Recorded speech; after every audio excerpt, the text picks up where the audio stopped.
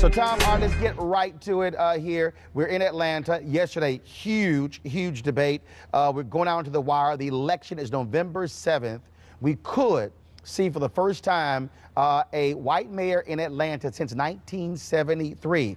Well, Candace Presley with WSB Radio. She also does the news for the Tom Joyner Morning Show here in Atlanta when we were on the break. She was one of the folks asking questions. She joins us right now. Candace, how you doing? Good morning, Roland. How you doing? We're great. All right. So, first of all, you were there asking questions. Just your assessment of the candidates. You had 8 of the 12 because you got 4 folks who are polling at 0 or 1%. They didn't make the cut. So, your assessment of what took place yesterday in that debate. Roland, I think what we saw in yesterday's debate were the candidates squaring off against the ones that they think are their primary challengers in an effort to get into the runoff.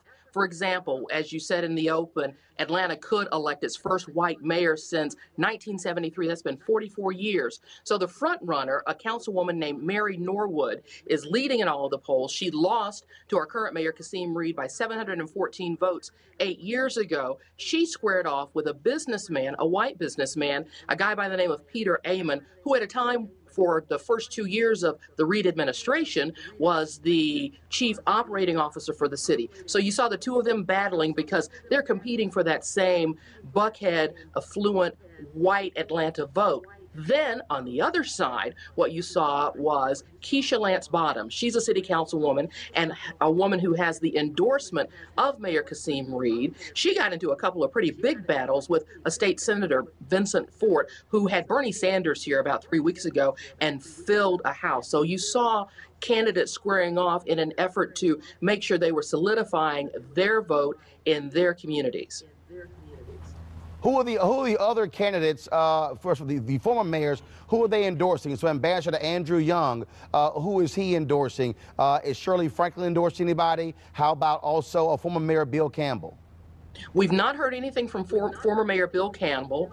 Shirley Franklin has not yet endorsed anybody. But when you talk about the lions of the civil rights movement, the Reverend C.T. Vivian and Ambassador Andrew Young, they are standing squarely behind City Council President Caesar Mitchell, who is a real estate attorney by trade and has served 8 years on the council, most recently as the council president. But he didn't seem to have a breakout moment, in my opinion, during the debate yesterday. His father was a police officer. His mother was a school teacher. His big agenda item is to get more police on the street, as our focus largely was public safety. And he wants cops walking a beat. He also wants to have affordable housing so that the officers protecting our city actually live in the city. Right now, many of them don't.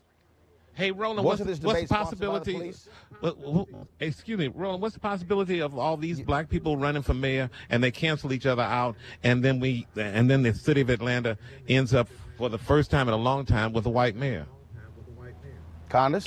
It's entirely possible. That's what many people have said, you know, that right now the two front runners are the candidate that the mayor has endorsed, Keisha Lance Bottoms, and then you have Mary Norwood, who Kasim Reed defeated in the last election. So if the polling is accurate, and right now we can never be too sure about the polling. Yes, yes, so it could be. But then the thing that will have to happen is if Bottoms does end up in the runoff in December, can she consolidate the African-American vote, largely made up of African-American women in the city of Atlanta, to support her in the December runoff? But the issue also is going to be turnout. Turnout in the last election was horrible. I'm trying to figure out, are black folks sleep in Atlanta? I think off-year elections and municipal elections, by and large, Roland and Tom, are not going to be high turnout elections. Probably the winner of this election will win by about 40,000 votes or more.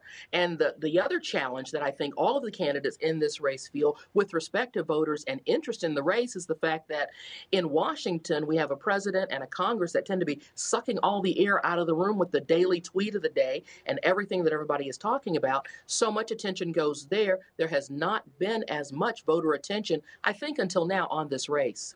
But Candace, have we not learned anything from not getting the vote out and what the repercussions are of that? You would think that we've learned something there, Sybil, and this will all bear out, and we'll see what happens on November 7th. Wow. It's just so disturbing in so many different ways. But the discussions that really, as you talk about, Tom, is how many candidates, and especially African-American candidates, are in there. And what was the discussion like before as all of these people were coming in and saying, let's consolidate this and do better in terms of our forces? Yeah. And keep in mind, Tom, candidates running, and how many are black? Of the 8 we had in the debate yesterday, 5 are black. There is another African-American candidate and an Asian-American candidate also in the mayor's race. And as you said, Roland, it's happening in other cities like St. Louis. Yeah, happened in St. Louis, and you saw the same thing happen there. Black woman could have won, but the other male candidates would not drop out. That's why you have a white mayor in St. Louis. And nothing like a hard-headed man. All right, Sybil. Always gets back to Wonder Woman, huh? All right. There you go, precisely. Thanks, Candice. Okay, here's what I don't think. The people who polling at 0 and 1%, y'all need to get the hell out. Ego. When you polling at 0, I'm just saying, it's a good bet you don't have a shot at making a runoff. Well, I think what ends up happening is because it is a runoff system, people think, well, there's a Hail Mary chance that I can get to double digits and get into the runoff. No, there's a hell to the nose chance. This is what they think, but it all comes down to, as you said, ego. People who think that they have this mission from God to save the city, or for whatever reason they think they need to stay into the race till the bitter end. And that's how you end up with bad choices for a runoff. That's how you end up with low voter turnout when you have the worst of two options coming out of the it's a bad assumption of political. The idea is, the strategy is, I may be running for something else later. So at least people know my name. Excuse me, people know my name. And so the idea is, it becomes. Don't nobody know your name if you're at 0%. It is well, the interesting thing is, not until a few weeks ago, they did have 12 of them in certain debates. So that's all they probably wanted. But then those who are in the 8, some of them need to pull back. And I think they will somehow try to, make some wagers with other individuals. If you are at 10 to 15%, and you can make an agreement with somebody at 7%, you're in, right? That's where we are right now. We have some individuals, plus or minus 3 to 5, they would be contingent based on someone else's giving their position up and supporting them. So that's where we are right now with Caesar and 10%, his bottoms at about 15 to 18%. Just imagine if one of those 7% drop out and say, I support you. Got it. Well, I'm from Atlanta. This is home for me. This is very, very personal for me. When I was growing up, Roland, this would never happen. The Daddy Kings, the Reverend Larrys, all of them would have sat these people in a room and said, you know what, Glenda, it's Roland's turn. You need to sit down. And if you don't sit down, we will deal with you later. But this is the first election cycle, think about it, that we have not had either Herman Russell or Jesse Hill. Both of them have died since the last election cycle. And so what we're seeing is chaos. And what is happening is the city will lose as a result of so many people in the race with so many voices. I'm very clear. I am very clear that we are at a critical point in the city. And so I'm very transparent about this. I think that Caesar Mitchell has done a great job as president of the city council, and I think he should be the next mayor. But there's so much noise in this race that it's hard for people to hear the messages. But the reality is those conversations happen. I know for a fact those conversations happen well before qualifying, but people absolutely refuse to get out. But one interesting fact, that conversation happened in the 70s with Maynard Jackson. And what he said is, I'm not waiting my turn. And look what happened. He ended up becoming mayor after he was vice mayor. And I think that the egos, as Robert Patillo said, are the things that are keeping these. They knew before they even qualified, they had no chance of getting 1%, but they refused to leave. Well, the thing, but still, I think what jumps out, to me though on this is that turnout is still the issue for me.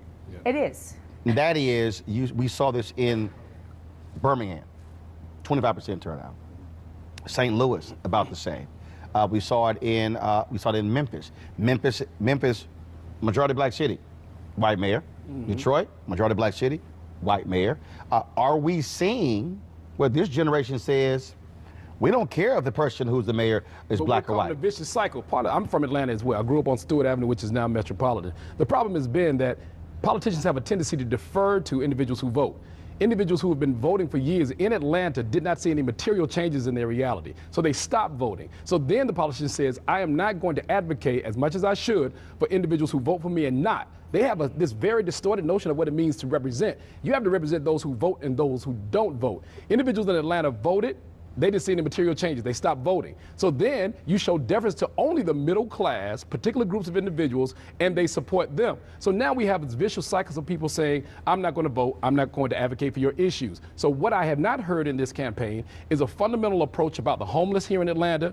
What are you going to do about them? No, because they don't vote. So the deference is shown only for that demographic of the 15 to 25% that might show up.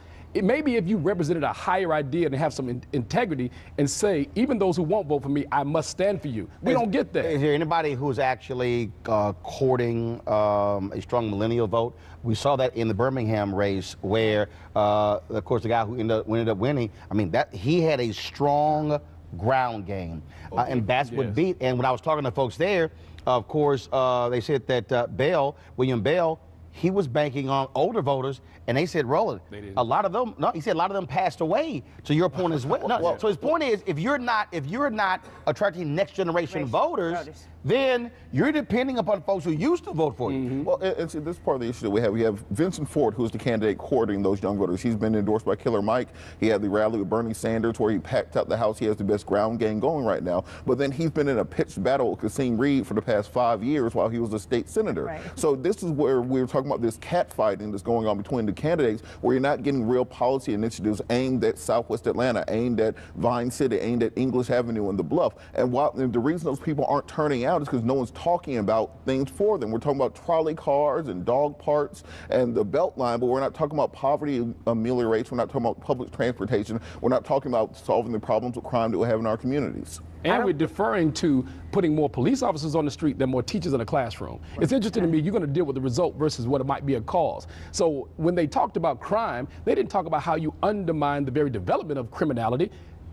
Talk about teaching, talk about the school. Actually, I got here, I landed, I saw probably the last 45 minutes of the debate. I did see one of the candidates who talked about ending the criminal justice pipeline, taking down, one of the jails. But again, it's also, remember, that debate yesterday was sponsored by the cops. Right. Exactly. So bottom line is, that's what the whole focus there was. And so, again, the election is only, 3 weeks away? So we'll see what happens. Coming up. Weekdays on TV One. I will never lie to you. Oh, my God.